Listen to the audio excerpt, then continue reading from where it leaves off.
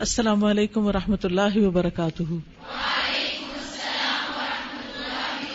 کیا حال ہے سب کا؟ الحمد للہ، نحمده ونصلی علی رسولہ الکریم، اما بعد فاعوذ باللہ من الشیطان الرجیم، بسم اللہ الرحمن الرحیم، رب اشرح لی صدری ویسر لی امری واحلل عقدۃ من لسانی یفقہوا قولی۔ سیدہ تماظر بنت اصبغ رضی اللہ عنہا نیک دل سچائی کے خوگر کی بیوی حضرت عبد الرحمن بن عوف کی بیوی تھی۔ نام تماظر، والد کا نام اصبغ بن عمرو بن ثعلبہ ہے۔ اصبغ بنو کلب کا سردار تھا، عیسائی تھا۔ کون تھا؟ عیسائی تھا۔ جب رسول اللہ صلی اللہ علیہ وسلم نے دومت الجندل کی طرف لشکر بھیجنے کا ارادہ کیا تو سیدنا عبد الرحمن بن عوف کو اپنے پاس بلایا۔ یہ ان صحابہ کرام میں سے تھے جنہیں جنت کی بشارت دی گئی تھی۔ رسول اللہ صلی اللہ علیہ وسلم نے ان کے سر مبارک پر اپنے مبارک ہاتھوں سے پگڑی باندھی اور پگڑی کے ایک حصے کو ان کے کندھوں پر لٹکا دیا اور انہیں بنو کلیب کی طرف روانہ ہونے کا حکم دیا اور اس بات کی اجازت دی کہ اگر اللہ تعالیٰ نے فتح عطا کر دی تو بنو کلیب کے بادشاہ کی بیٹی تماظر کے ساتھ شادی کر لینا۔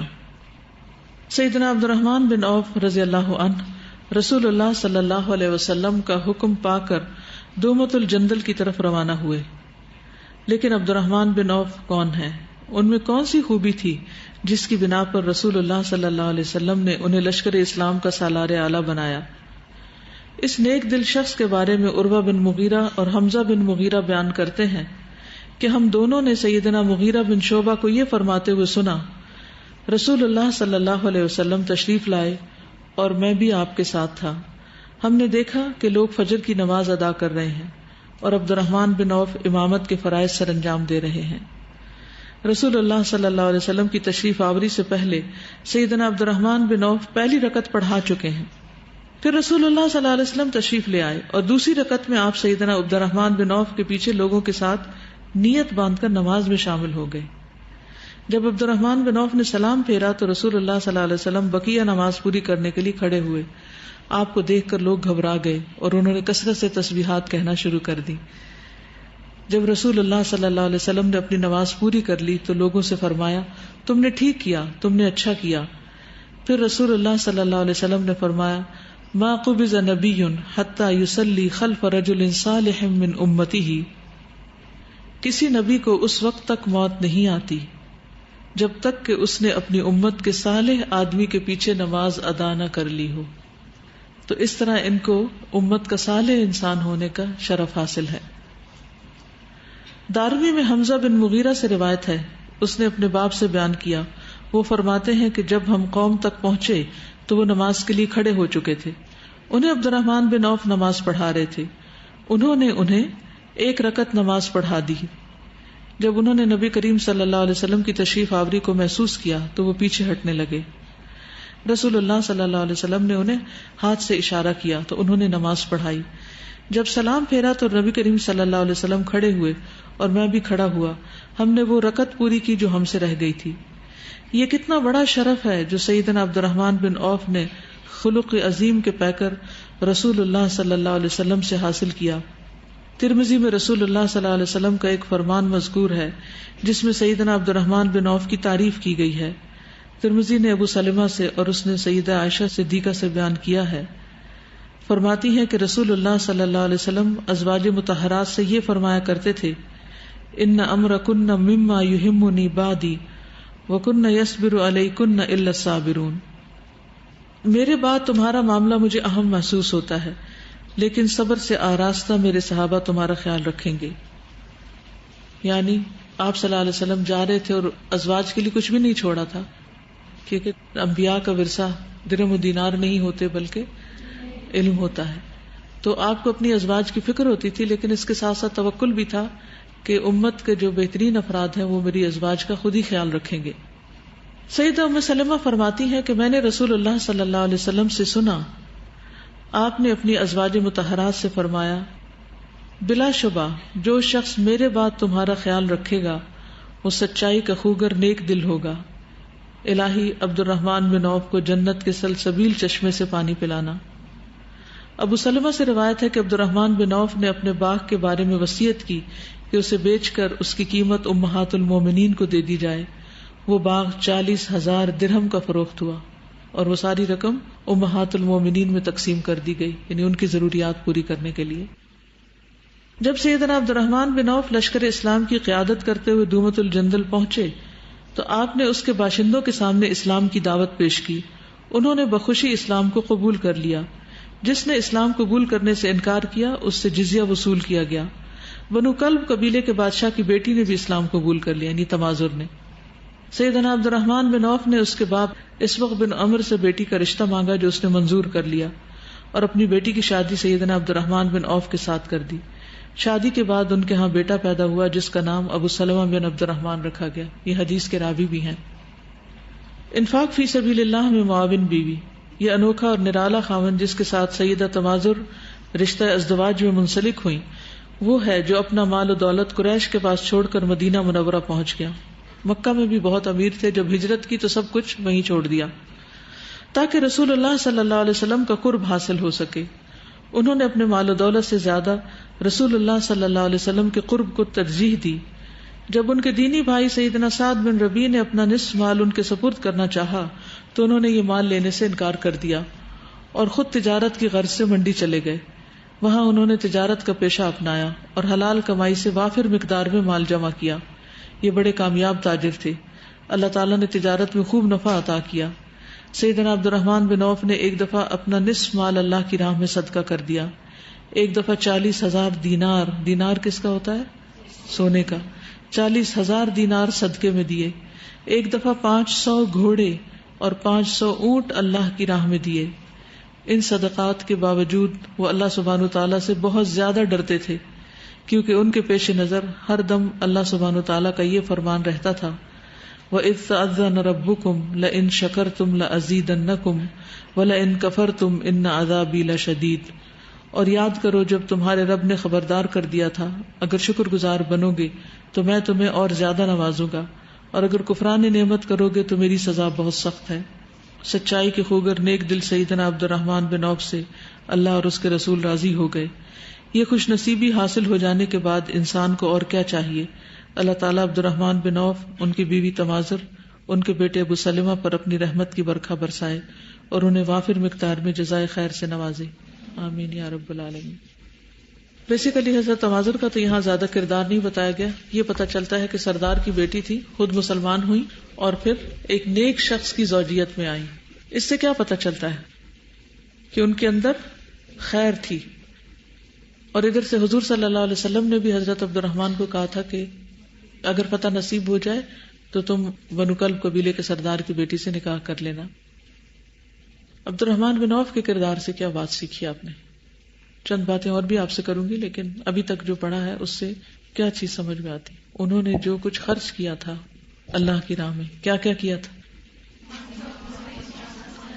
سونا، چاندی، گھوڑے، اونٹ، سب کچھ. اور اس کے باوجود بھی اللہ سے ڈرتے تھے.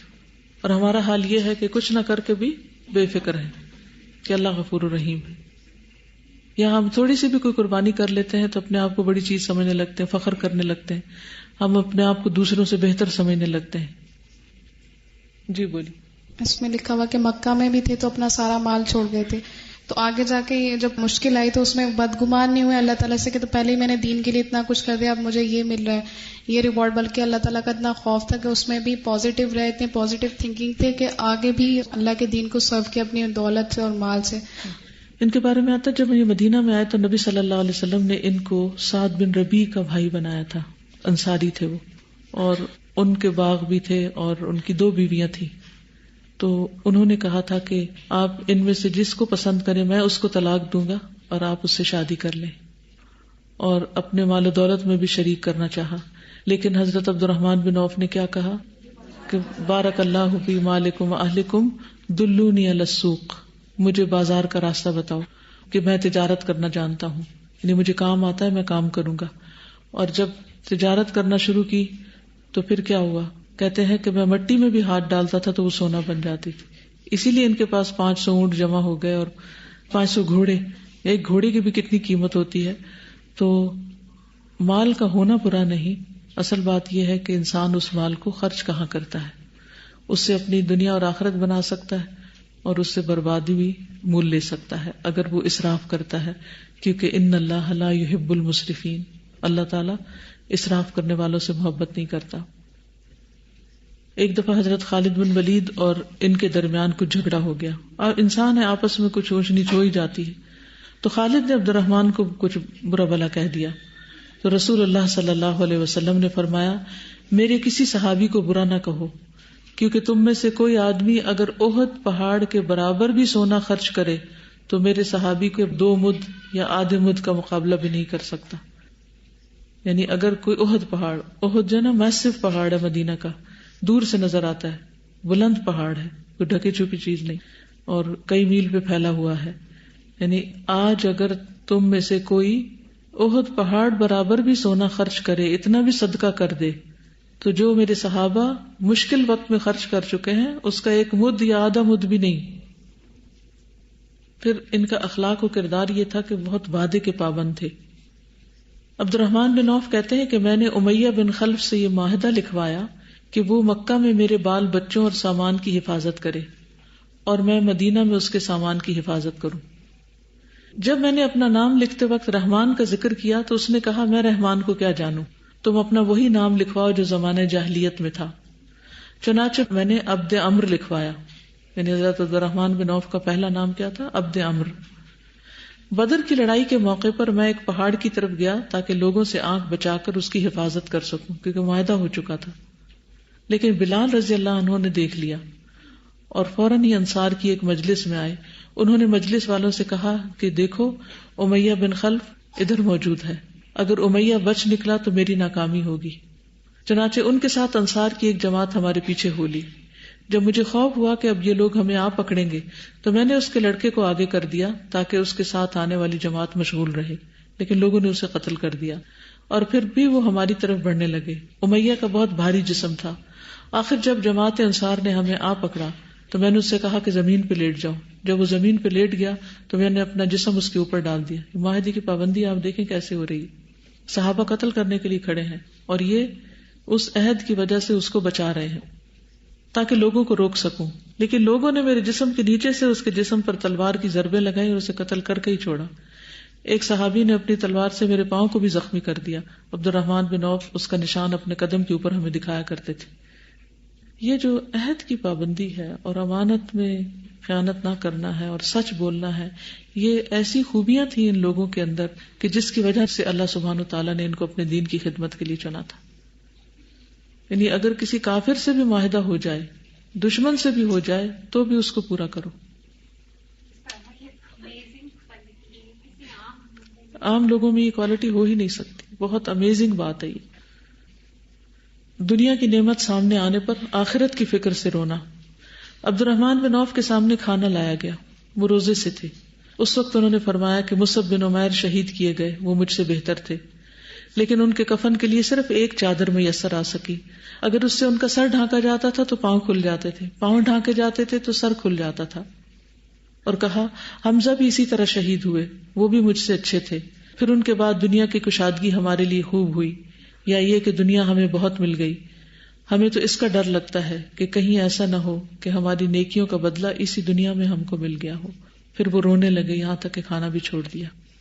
اتنا زیادہ ان کے اندر خوف آخرت تھا کہ دنیا کی نعمتیں آنے پر آخرت کے بارے میں فکر کرنے لگتے تھے.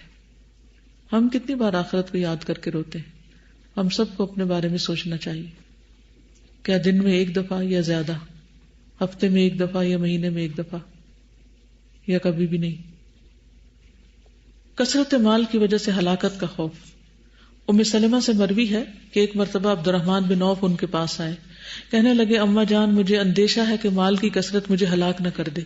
یعنی امیر ہیں، مالدار ہیں، فخر نہیں ہے، کوئی غرور نہیں ہے، بلکہ ڈر لگتا رہتا ہے کہ کہیں امارت میری ہلاکت کا سبب نہ بنے، کیونکہ میں قریش میں سب سے زیادہ مالدار ہوں. انہوں نے جواب دیا اے میرے بیٹے خرچ کرو، کیونکہ میں نے رسول اللہ صلی اللہ علیہ وسلم کو یہ فرماتے ہوئے سنا ہے کہ میرے بعض ساتھی ایسے بھی ہوں گے کہ میری ان سے جدائی ہونے کے بعد وہ مجھے دوبارہ کبھی نہ دیکھ سکیں گے. عبد الرحمن بن عوف جب باہر نکلے تو راستے میں عمر رضی اللہ عنہ سے ملاقات ہوئی. انہوں نے عمر رضی اللہ عنہ کو یہ بات بتائی.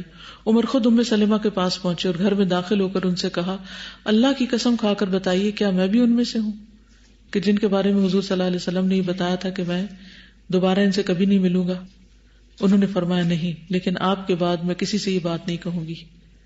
یہ بھی کتنی خطرے کی بات ہے کہ ایک شخص نبی صلی اللہ علیہ وسلم کی صحبت میں ہوتے ہوئے بھی, یعنی اشارہ تو منافقین ہی کی طرف ہے, لیکن نبی صلی اللہ علیہ وسلم کی صحبت میں ہوتے ہوئے بھی اس کی بخشش نہیں ہو سکتی اگر اس کا دین خالص نہیں. تو صرف کسی گروپ میں ہونا, کسی جماعت میں ہونا, کسی خاص طرح کا لباس پہن لینا, حجاب اوڑھ لینا, یا کوئی ظاہری کچھ کام کر لینا, اس پر انسان کو کبھی مطمئن نہیں ہو جانا چاہیے کہ یہ کوششیں میری کافی ہیں, بلکہ مسلسل اپنا محاسبہ کرتے رہنا چاہیے اور اپنی اصلاح کی فکر کرتے رہنا چاہیے کہ کہیں ایسا نہ ہو کہ نیکیوں کے باوجود کوئی گناہ ایسے ہوں کہ جو ساری نیکیوں کو بہا لے جائیں. پھر اپنی اولاد کی فکر کرنا. عبداللہ بن عباس رضی اللہ عنہما کہتے ہیں کہ عمر بن خطاب رضی اللہ تعالی عنہ ابن عباس کو اپنے پاس بٹھاتے تھے. اس پر عبد الرحمن بن عوف نے حضرت عمر سے شکایت کی کہ ان کے جتنے تو ہمارے لڑکے بھی ہیں, یعنی ان کو بھی بٹھایا جائے, لیکن حضرت عمر نے جواب دیا کہ محض ان کے علم کی وجہ سے ہے. پھر حضرت عمر رضی اللہ تعالیٰ عنہ نے عبداللہ بن عباس سے اذا جاء نصر اللہ والفتح کے بارے میں پوچھا. انہوں نے جواب دیا یہ رسول اللہ صلی اللہ علیہ وسلم کی وفات تھی جس کی خبر اللہ نے آپ کو دی. حضرت عمر نے فرمایا جو تم نے سمجھا ہے میں بھی وہی سمجھتا ہوں. تو حضرت عمر جو تھے وہ اپنی مجلس میں قریب ان لوگوں کو بٹھاتے تھے جو علم میں دوسروں سے زیادہ تھے.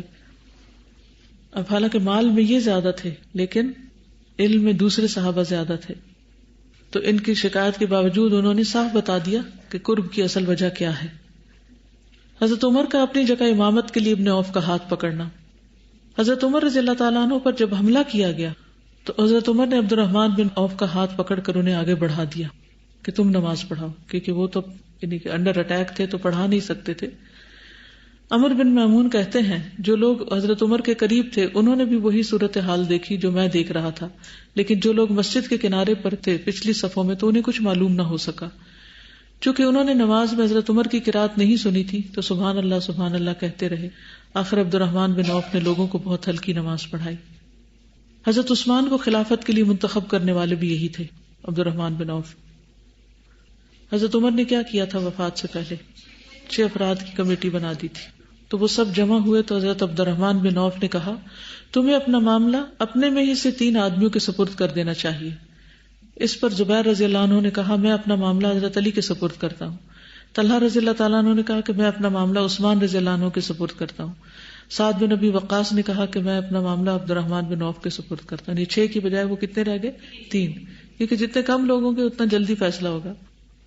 اس کے بعد عبد الرحمن بن عوف نے حضرت عثمان علی کو مخاطب کر کے کہا آپ دونوں حضرات میں سے جو بھی خلافت سے اپنی برات ظاہر کرے گا ہم اسی کو خلافت دیں گے, اور اللہ اس کا نگران اور نگہبان ہوگا, اور اسلام کے حقوق کی ذمہ داری اس پر لازم ہوگی. ہر شخص کو غور کرنا چاہیے کہ اس کے خیال میں کون افضل ہے. اس پر یہ دونوں حضرات خاموش ہو گئے. تو عبد الرحمن بن عوف نے کہا کیا آپ حضرات اس انتخاب کی ذمہ داری مجھ پہ ڈالتے ہیں, میں سلیکشن کروں؟ اللہ کی قسم میں آپ حضرات میں سے اسی کو منتخب کروں گا جو سب میں افضل ہوگا. ان دونوں نے کہا جی ہاں, اس پر متفق ہو گئے. اب 3 کے بھی 1 رہ گئے. پھر آپ نے دونوں میں سے ایک کا ہاتھ پکڑا اور فرمایا آپ کی قرابت رسول اللہ صلی اللہ علیہ وسلم سے ہے اور ابتداء میں اسلام لانے کا شرف بھی, جیسا کہ آپ کو خود ہی معلوم ہے. بس اللہ آپ کا نگران ہے. اگر میں آپ کو خلیفہ بنا دوں تو کیا عدل و انصاف سے کام لیں گے؟ اور اگر عثمان رضی اللہ تعالیٰ عنہ کو خلیفہ بنا دوں تو کیا ان کے احکام سنیں گے اور اطاعت کریں گے؟ اس کے بعد دوسرے صاحب کو تنہائی میں لے گئے اور ان سے بھی یہی کہا. جب ان سے وعدہ لے لیا تو فرمایا اے عثمان اپنا ہاتھ بڑھائیے. چنانچہ انہوں نے حضرت عثمان کی بیعت کی اور حضرت علی نے بھی ان سے بیعت کی. پھر اہل مدینہ آئے اور سب نے بیعت کر لی.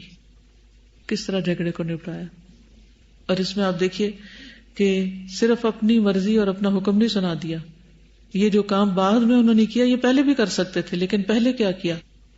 ذہن سازی کی, ان سے سوال کیے, ان کو سوچنے پہ مجبور کیا, اور اس کے بعد پھر اپنا فیصلہ بتایا, اور اس طرح معاملہ درست ہو گیا.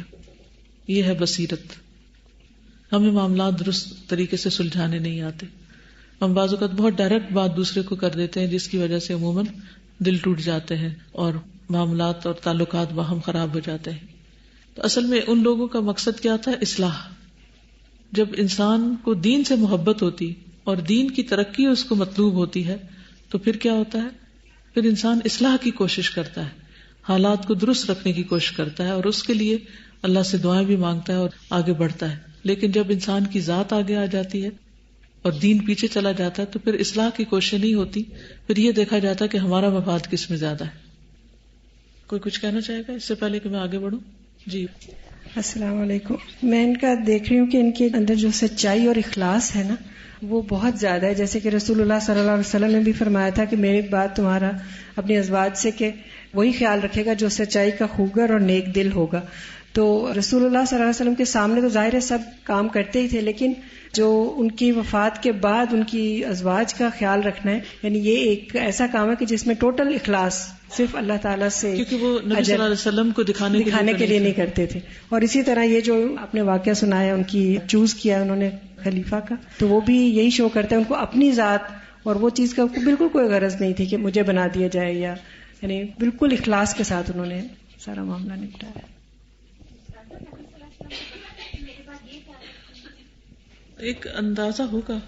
دیکھیں ایسا نہیں ہوتا کہ بہت سی باتیں غیب سے تعلق رکھتی ہیں. لوگوں کے جو طریقے ہوتے ہیں یا ان کے جو معاملے ہوتے ہیں ان کو بھی سامنے رکھ کے انسان پریڈکٹ کر سکتا ہے کہ کون کس کا کتنا خیر خواہ ہے. السلام علیکم.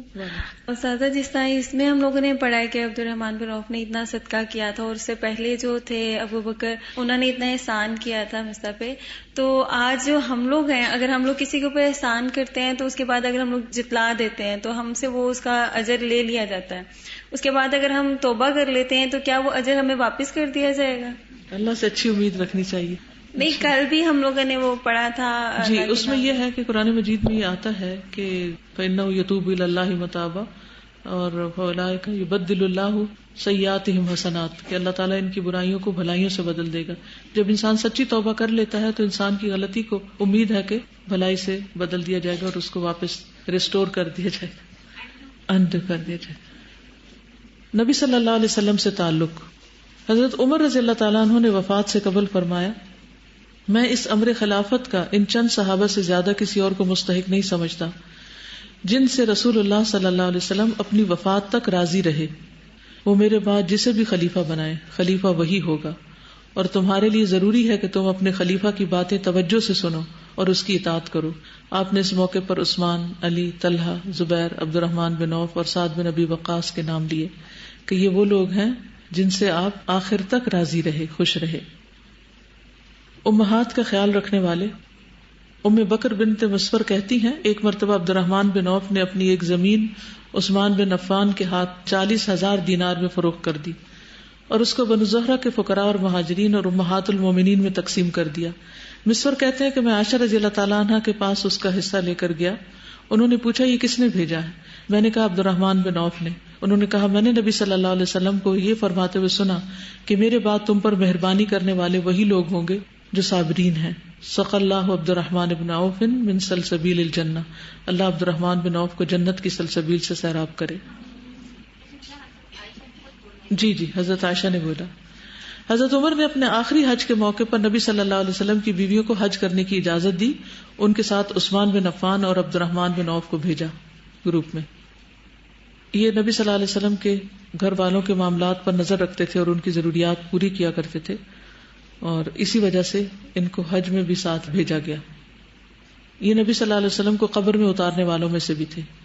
ابو مرحب سے روایت ہے کہ عبد الرحمن بن عوف رضی اللہ عنہ نبی صلی اللہ علیہ وسلم کی قبر میں اترے تھے. ابو مرحب کہتے ہیں مجھے ایسا لگ رہا ہے گویا میں ان چاروں علی، فضل بن عباس، اسامہ اور عبد الرحمن بن عوف کو دیکھ رہا ہوں. یعنی وہ نبی صلی اللہ علیہ وسلم کو قبر میں اتارنے کے لیے اترے تھے.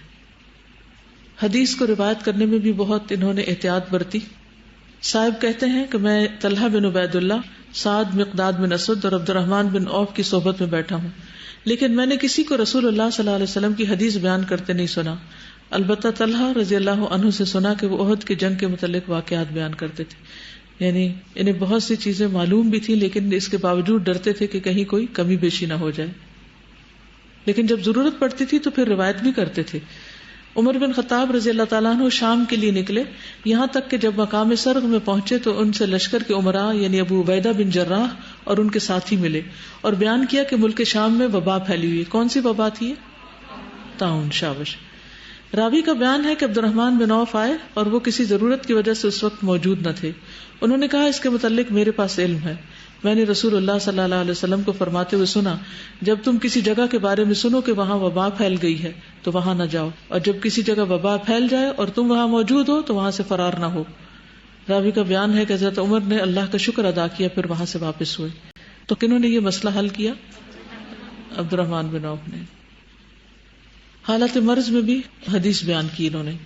عبداللہ بن قارث کہتے ہیں کہ ایک مرتبہ عبد الرحمن بن عوف کی عیادت کے لیے ان کے ہاں گئے کہ وہ بیمار ہو گئے تھے. عبد الرحمن بن عوف نے ان سے فرمایا کہ تمہیں قرابت داری نے جوڑا ہے. نبی صلی اللہ علیہ وسلم نے فرمایا, اللہ تعالیٰ فرماتے ہیں میں رحمان ہوں, میں نے رحم کو پیدا کیا اور اسے اپنے نام سے نکالا ہے, جو اسے جوڑے گا میں اسے جوڑوں گا, جو اسے توڑے گا میں اسے توڑوں گا. تو یہ حدیث انہوں نے بیماری کی حالت میں ان کو سنائی جو عیادت کے لیے آئے تھے. ان کا ایک بیٹا تھا ابو سلمہ جو تمازر سے تھا, اور انہوں نے بہت سی احادیث روایت کی ہیں. اب آپ کچھ کہنا چاہیں تو جی.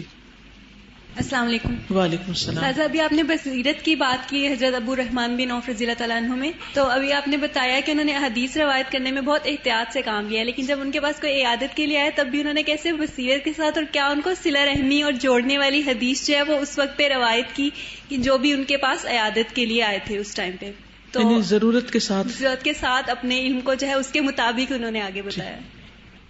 السلام علیکم استاذہ. اس میں جو ایک حدیث تھی, کسی نبی کو اس وقت تک موت نہیں آتی جب تک کہ اس نے اپنی امت کے صالح آدمی کے پیچھے نماز دانا کر لی ہو. اس کا کوئی اور بھی ہے ریفرنس, لائک کسی اور نبی کے ساتھ بھی؟ نہیں, ایسا کچھ پتہ نہیں چلتا, لیکن نبی صلی اللہ علیہ وسلم نے اگر یہ بات فرمائی ہے تو پھر ایسا ہی ہوا ہوگا. لیکن کسی روایت سے یہ نہیں پتا چلتا کہ حضرت موسیٰ نے کس کے پیچھے پڑی تھی یا حضرت عیسیٰ نے کس کے پیچھے پڑی تھی. جنرل بات بتا دی گئی تو پھر ایسا ہی ہوگا.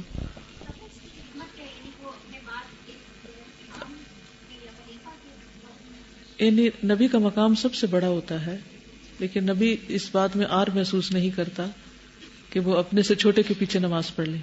ٹھیک ہے جی. میں نماز کے حوالے سے کہنا چاہتی ہوں کہ حضرت عیسیٰ علیہ السلام کی وفات نہیں ہوئی ہے. جب وہ آئیں گے تو وہ امام مہدی کے پیچھے نماز پڑھیں گے, تو اس کے بعد وفات ہوگی. ویری گڈ, بہت اچھا. جی سادہ, یہاں پہ ان کی کمٹمنٹ کی بات کی گئی تھی نا کہ بہت کمیٹڈ پرسن تھے, تو دیکھا جائے تو بینگ اے بزنس مین بھی بہت زیادہ سکسیسفل تھے. اور بزنس میں ہوتا ہی ہے کہ آپ کمٹمنٹ کے بہت اسٹرانگ ہیں, پکے ہیں, تو آپ سکسیسفل ہوتے ہیں. اور کمٹمنٹ میں وہی لوگ اسٹرانگ ہوتے ہیں نا جو بہت ٹروتھفل ہوتے ہیں. ٹھیک ہے جی.